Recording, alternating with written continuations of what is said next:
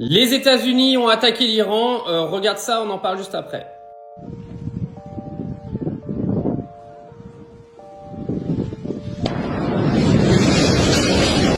Alors cette nuit a signé l'entrée en guerre des États-Unis avec l'Iran et une probable entrée en guerre qui pourrait nous emmener clairement vers une guerre mondiale. Alors Donald Trump et les États-Unis ont ciblé les 3 sites principaux nucléaires d'Iran, donc Fordo, Natanz et Ispahan. Et d'après Donald Trump, apparemment, ce serait un succès. Alors les États-Unis ont clairement fait diversion en expliquant qu'ils attaqueraient qu'au bout de 2 semaines et au final ils ont pris l'Iran par surprise. Vous m'excuserez de trouver un peu sidérant le manque de défense qu'a l'Iran autour de ces sites nucléaires. Alors maintenant, la question qu'il faut se poser, c'est qu'est-ce qu'il va se passer? Parce que une fois qu'on a signé l'entrée en guerre des Américains dans ce conflit, que vont dire la Russie? Que vont dire la Chine? Que vont dire les pays arabes? Que va dire la Corée du Nord? Parce que là, tout le monde se félicite, tous les Occidentaux qui pensent qu'ils peuvent contrôler le monde sont en mode « Ouais, bravo Donald Trump, tu nous as sauvés !»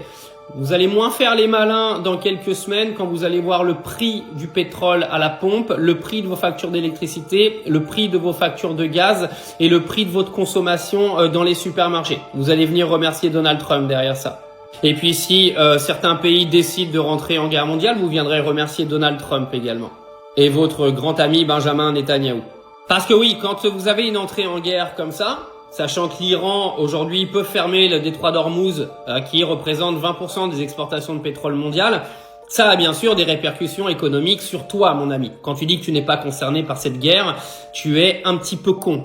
Tu es totalement concerné par cette guerre.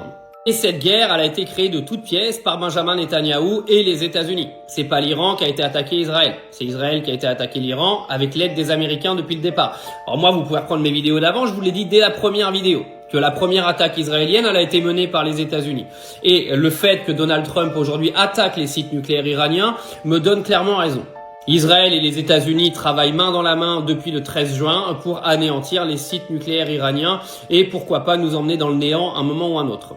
Mais ce que je trouve également formidable, c'est que Donald Trump a quand même pris le risque qu'il y ait des radiations partout autour des sites nucléaires et mettre clairement la population iranienne à risque et même la population de certains pays qui traînent autour de l'Iran. Ça, personne va en parler naturellement. Ça s'appelle pas du tout des crimes de guerre, ça.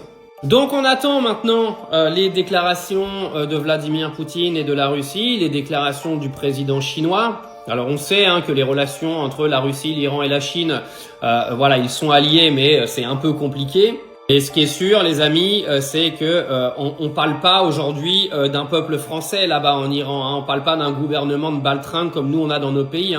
Le gouvernement iranien va pas aller s'asseoir à genoux et supplier Donald Trump d'arrêter de l'attaquer. Donc maintenant, ça va être de savoir quelle va être la réponse de l'Iran. Vont-ils attaquer les ambassades et les consulats américains et tout ce qui touche aux États-Unis au Moyen-Orient? On va se poser la question parce que ce sera sûrement l'élément déclencheur d'une future guerre mondiale.